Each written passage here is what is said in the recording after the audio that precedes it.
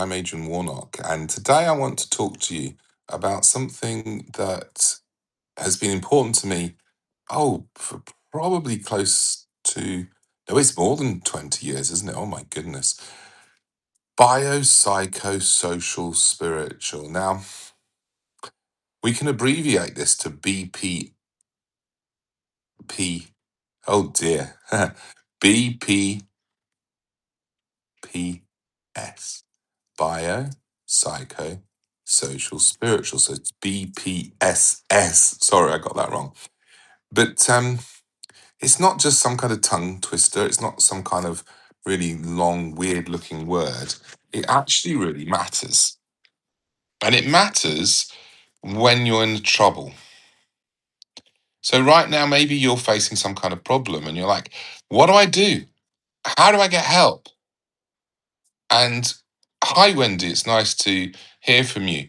And I hope this will be of interest to you. If you've got any questions, please just pop them into the chat. So, this is being recorded live on Substack. So, there'll be no editing out of any befuddling by me. But I just want you to imagine for a moment you're facing some kind of problem in life. Maybe you're sick. Maybe you've got a mental health problem. Maybe you've got a social problem. Maybe you've got problems at work. Maybe you've got problems in a relationship, all kinds of problems. I mean, let's be honest, we all face troubles, don't we? All of us. Now, often, and this has been my experience through working as a psychiatrist and working in pastoral care, and then being a patient myself more recently, not a mental health patient specifically, although physical health has certainly got me down at times, but certainly experiencing an implosion of my life, which I'd built up so carefully. I mean, Tim Keller tells us, by the way, that no matter how carefully you build up your life and you feel like you got things sorted, sooner or later it's going to get ruined, just so you know. And that's what Jesus promised us as well. In this world, you will have troubles. But how are we going to handle those troubles? You see, now, some people, I know a lot of people who are my followers here on Substack are Christians. And hi, I don't know how to say your name. Is it Saya? If you've got any questions, please pop them into the chat here. Now, a lot of people who are Christians move straight to the spiritual.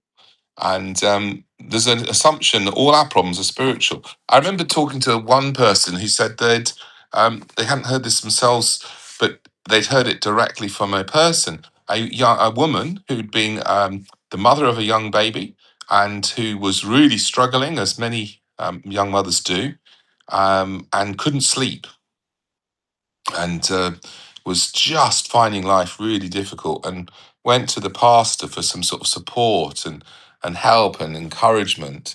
And the pastor said, well, I think you've got an idol of sleep.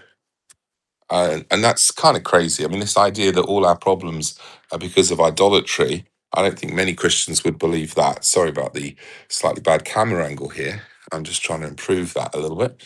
Yes, I don't think many Christians would actually believe that all our problems were due to idols, but certainly some of us do. Some people do believe that. But what many Christians do is believe that all their problems could be solved by just praying harder. I'll come back to that in a minute, or by just reading the Bible more, or by believing the truths of the Bible more. And so Christians will often feel like quite guilty, actually, if trouble comes into their life, if they discover that things are a lot harder than they at first seem, that the simple answers just don't seem to work. And so even Christians can secretly sometimes lose any confidence that the spiritual can help them at all. And so they ditch it. And we live in a world today where a lot of people like to pretend the spiritual doesn't even exist. So not only do they believe there's no God, and they believe that the world was came by chance and by evolution, they also want to silence even the very existential meaning questions that people have. And so that spiritual element, which I've kind of started last with, is often silenced in the common world today. And I don't think it'll become as any surprise to any of my Christian readers here or viewers here that I'm a passionate believer, and I always have been, in faith and in the idea that faith can make a difference. Faith can give you hope for a start. I mean, Paul says that if we're only believing in God for this world, then we are to be most pitied over everyone. But he tells us that there's a hope that goes beyond the grave, and Jesus looks to that and promises that. He promises that he'll return. He promises that we'll be with him forever. And so all of these things can make a huge difference when you're suffering. And I'm not saying prayer doesn't help. I'm not saying faith doesn't help. And even faith can be involved with healing sometimes. But if you have this magical view to it, that if you just have enough faith, it's really no different to what some secular people say, which is if you manifest enough, then what you want will come. And that won't necessarily happen. So to me, I want you to imagine now a four-legged stool. Okay. And perhaps I should have given you a picture. I've got a little cat stool that we use. I say it's a cat stool because it's got a picture of a cat on it, and it's sort of shaped a little bit like a cat. And maybe in another video, I will show you what that looks like. But it's a bit like a milking stool, and some stools I know have different numbers of legs, but the best sort of stools have four legs.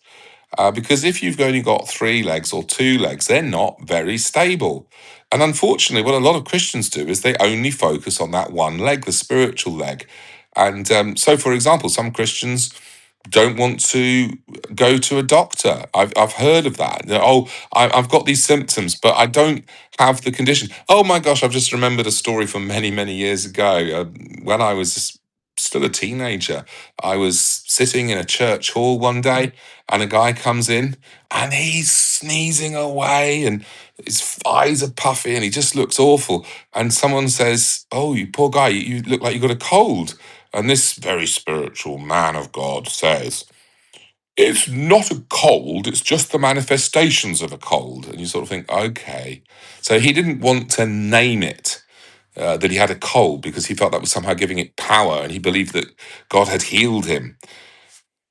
Kind of crazy. But please, don't just ditch that, whether you're a Christian or not. Questions of meaning, finding meaning in suffering. This is what Franklin, and I've probably said that wrong, discovered through his experience in the Holocaust, was that actually it's people who find some sort of meaning even in the midst of their pain who can cope with it much better. So these questions, the deeper questions about who are we, where did we come from, is there a God, how was the universe made, why is the world the way it is, is it how it should be? Is there something gone wrong? Why do we get sick? Why do we suffer? What happens to us when we die? Are we alone in the universe? Is there any meaning? Is there any pattern that we should be following? And also some of the old ancient wisdom and practices, actually like mindfulness and meditation, which come to us from the ancients, and we despise them at our peril. Actually, some of these things. But the spiritual is only one leg of the stool. And you'll remember I started this chat by talking about biopsychosocial-spiritual. Now, you might have noticed that when I write that, there's a dash between the first part of the word and the end. And the reason is that most medical professionals today, and people working in health fields and social services and such like, they talk about the biopsychosocial model, and they deliberately miss out the spiritual. This is partly coming from a sort of secular, anti-religious bias, but it's also coming from a place that some of them feel it's just not professional to address the spiritual with their clients, that it's not appropriate to ask people these things and to discuss them. But, and this is quite interesting, I remember even as a sort of young medical student being taught that particularly mental health, but actually increasingly, even back then, we realized even physical health conditions, you have to have a bio-psycho-social approach. And what that meant was, yes, there's biology. And obviously, a lot of people understand that today. We live in a kind of era that's been quite enamored by science for many decades, really. And the biological approach, the physical approach, looks at diseases often as well and says, well, if there's something wrong with you, then it must be perhaps something in your brain or some other part of your body, and that's what's causing your problems. And perhaps the solution is to take a pill. But it's not always about medicine. It could be about exercising more. It could be about sleeping better. But it's something to do with this physical body that we have. And the idea of the medical model is that something goes wrong in the body, something specific that you can identify, maybe do a test for, and demonstrate that it's there. And then as a result of that thing that's gone wrong, if you address it with a medicine or an operation or whatever, you can fix it, you can solve it. But there's an increasing recognition that actually, and has been for decades now, that actually even some of the most apparently obviously physical problems have a psychological element to them. So I'll just blow your mind a little bit. So psychology, of course, means the mind. And I was a psychiatrist for a number of years and trained in that, got my postgraduate qualification in psychiatry. And as a psychiatrist, you work with what's in people's minds. And often we would rule out an apparently physical cause. And that didn't mean we didn't think there was something wrong with the brain, but we were much more focused on people's thought patterns.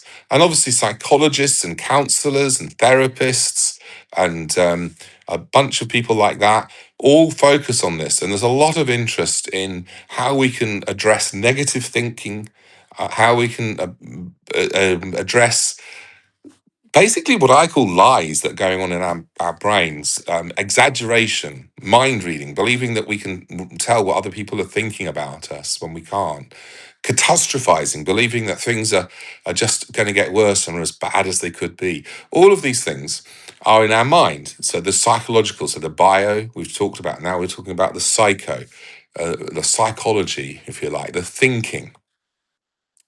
And the psychology also gives rise to some of this sort of soul care. Although it's interesting, when we talk about soul, it's not always clear in the modern world whether we're talking about the mind or whether we're talking about the spirit. And of course, it's important to say that part of the whole purpose of the biopsychosocial spiritual model is to say that these areas all interact with each other. They're not neatly parceled up. We can't just sort of say, I'm going to look at my body today, and I'm going to look at my mind tomorrow, and I'm going to look at my spirit the next day, and I'll focus on my relationships and my work the day after. It doesn't work like that. And they're all entwined. So we found, for example, that there was a very famous case of a guy that was working on the railway, and I think it was somewhere like here, a something shot through his brain and got rid of the front part of his brain, basically. And surprise, surprise, it changed his personality. And we might think that's obvious, but it demonstrated quite clearly that who we are, how we think, how we act, how we feel, how we behave is often influenced actually by this brain in here.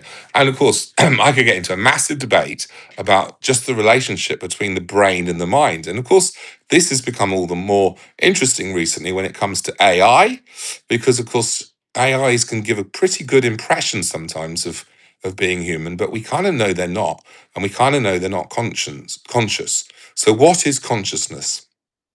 Is it just a biological process, or is it this weird thing called mind that we talk about, or actually does it have a spiritual element to it? And perhaps the answer is all of the above. But the mind is really interesting as well, and I could spend hours talking to you about this, and I guess over time I probably will. But I don't know. There's just one example that springs to mind, and it's an old study now that I remember. I don't know if I could actually find this study if I wanted to, but the study was looking at what happens when you drink caffeinated drinks. So a cup of tea or a Coke or a coffee. Other colas are available. And when you drink something that's caffeinated, there are certain receptors in your brain that light up, and these are associated with alertness and making you feel more awake. And I guess that's why we all take caffeine. But scientists have noticed a couple of things. One is that there's the activation of these receptors seem to happen quicker than the caffeine could have got into your system.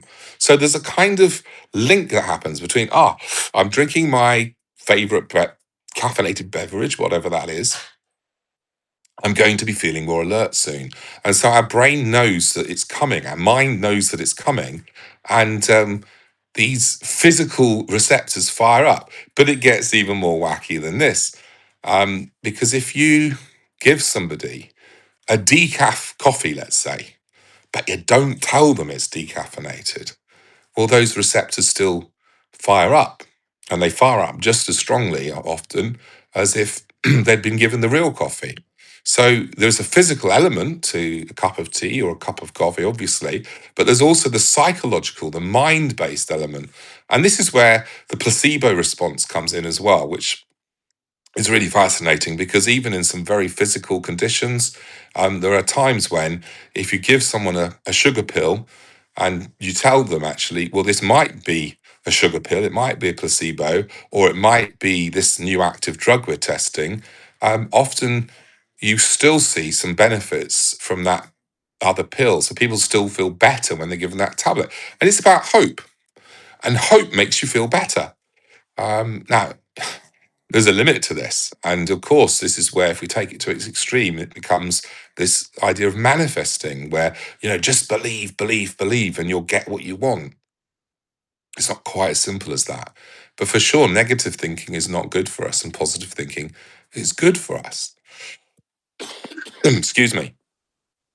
So I've talked about bio, I've talked about psycho, and we were taught that social was also very important. And so an example of this here is a very depressed person I saw as a psychiatrist. I looked at their chart, and over the years, really, that they'd had this problem, they'd been given all kinds of tablets, and they were staying out of hospital actually, so their depression was better than it had been, but they were still really low. And we got talking, and I said to this guy, I said, what do you think would be the ideal thing? I'll actually use the miracle question, I think. And the miracle question goes something like this: if there was a miracle overnight and all your problems were resolved, when you wake up tomorrow morning, what would be the first thing you'd notice? So I used some variant in that, and he said, "Well, I want a job. I want to be working full time." And this guy had been in and out of hospital for years and really been struggling with his mental health. And I just kind of gently kind of let him down, really. And I said, look, are you really going to be able to manage that full time? Maybe it's a goal to think about in the future, but I really can't see you doing it straight away. I said, but have you considered some sort of voluntary work, and in particular, voluntary work at, say, for example, a charity shop? Anyway, so he was like, ooh, interesting. Came back a few weeks later and he practically floated into the room. And I remember saying to him at the time, if I could get a pill that makes you as happier as you are now through having resolved this social situation a little bit for yourself, giving yourself a sense of purpose, of living for other people, of people feeling like you make a difference to them, then, I'd be a rich man if I could put that into a tablet and charge for it. And so the social life isn't just about having fun. It's also about working. It isn't just about being with people though as well. It's also about being with yourself and doing the things that interest you. So in my case, obviously writing and talking on videos and all the rest of it. If I feel like some of you are actually enjoying this and benefiting from it, then that gives me a sense of fulfillment, and that can help my mental health, but it can also help my body.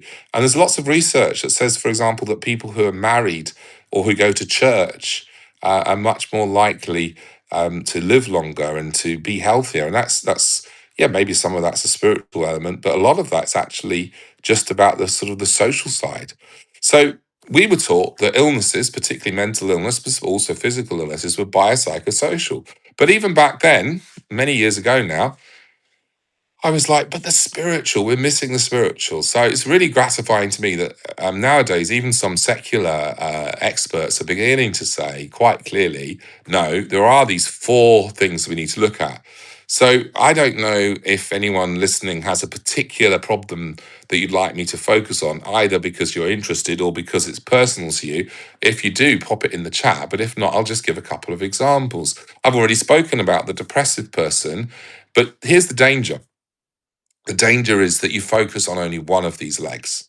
So let's say you've got depression right now and you're listening to this. What are you going to do about it? Well, the temptation, as I say, if you're a Christian, would be to, I'm going to pray harder. And there's nothing wrong with that. And that might even be helpful, especially if you start to fill your mind with truths about who Jesus is and who you are and how he loves you and what he's done for you. I mean, this is all good stuff, but it's only one of the legs. So, what about the biological leg? Well, maybe you need to go on a pill, but actually, exercise can help your mood. Getting a good sleep can help your mood. Eating well can help your mood. Eating dark chocolate, believe it or not, and that's interesting, isn't it? Not so much the milky sweet stuff that we like, but dark chocolate, the bitterer the better, can actually lift your mood because of its effect on the serotonin syndrome. sorry, not syndrome, the serotonin receptors. So you think about the biological leg. What about the psychological leg? Well, that's where counselling comes in. But what type of counselling? And there's a lot of evidence in depression, particularly, that CBT helps. And that again is challenging these negative thoughts that we were talking about, these thinking patterns that are unhelpful. And then socially, well, my old patient who felt so much better by going and volunteering at a shop, but also thinking about your relationships, what you can do to improve them, what you can do to exercise forgiveness if you need to, reconciliation, getting yourself safe. Sometimes getting out of an unsafe relationship could be what you actually need to improve your mood. So you can see here that what you end up with, if you have a sort of bio-psycho-social spiritual framework, is that you can almost go through a bit of a checklist in your mind, either on yourself, or if you're with a doctor, or if you're with a counselor or someone, a pastor, someone who's just trying to give you pastoral care. And between you, you can work through this list and go, right, what can we do biologically here? What's useful? And maybe just one thing you're going to do differently on the biological dimension, if you like. What can I do to deal with my thinking here? And maybe again, just one thing you're going to do, perhaps a thought that you're going to replace a negative thought with. What's a positive thought you're going to replace a negative thought with? What am I going to do socially? Do I need to take more rest? Do I need to see more people? Do I need to do more? Sometimes you need to do more, sometimes you need to do less.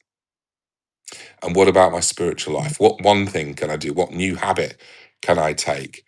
So I think I've been waffling on for perhaps long enough, and I hope you can see that biopsychosocial spiritual approach is something anybody can do. You can come to this from a medical perspective, like my scientific training as a general doctor. You can come to it from a psychological perspective, like I did as a psychiatrist and working with my psychology colleagues and the nurses and such like, and the therapists. Or you can come from this from a social angle, as my wife does, who's now a qualified social worker.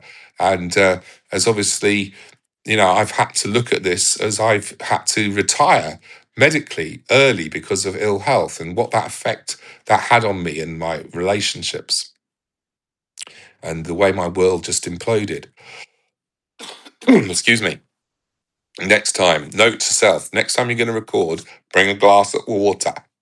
And you can also look at it spiritually from a sort of pastoral care point of view, or as a theologian, or as a preacher or pastor, or just as a mature Christian, or even just as a beginning Christian, thinking, what does the Bible say to me about this problem that I face?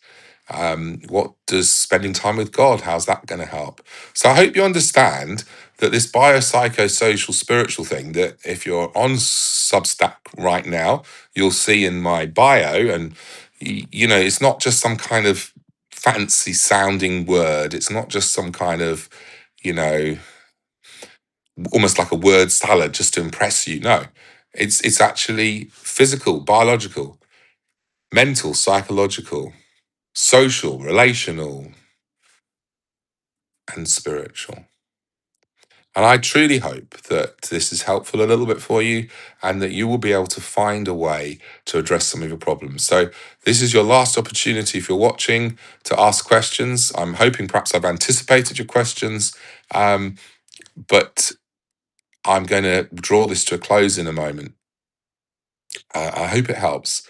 And if you are listening to this online or on your phone or wherever you're listening to this on different podcast platforms, I would encourage you to pop over to Substack. So it's Adrian Warnock at Substack, and that's now going to be the primary place where you can ask me questions. You can interact. So you'll find this video over there. You can hop a comment on there, or if you know the lingo, you can restack it with a note. And I'm very likely to see it, and I'll do my best to answer any questions any of you have. And if you've got specific situations that you'd like me to put to the sort of biopsychosocial spiritual test, then I'd be more than happy to work through some specific examples with you, either in the comments or perhaps in a future video like this. And of course, this is also available as a podcast and on my Patheos blog. So the Patheos blog will remain. That will be for my more polished writings. My podcast, both video and audio, will primarily live at Substack now, but it will continue to be available elsewhere.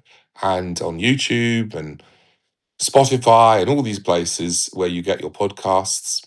And please do, though, pop over to Substack. If you don't want to get an account there, you can just subscribe via email and get an email every time a video comes out, or indeed an article is posted. Well, I'm so sorry. Someone's just joined just as I'm coming to an end. Evelyn, this video will be available if you want to have a look at it shortly. I'm not quite sure how quickly the live video can be available once it's finished, but I will make sure it is, and you can pop back and listen to it. And I hope to see you again at some point. And as I say, if you come away from this having watched this thinking, oh, I've got a question, please pop over to Substack, write it down in the comments, and I'll do my best to address it either there in the comments or in a future video.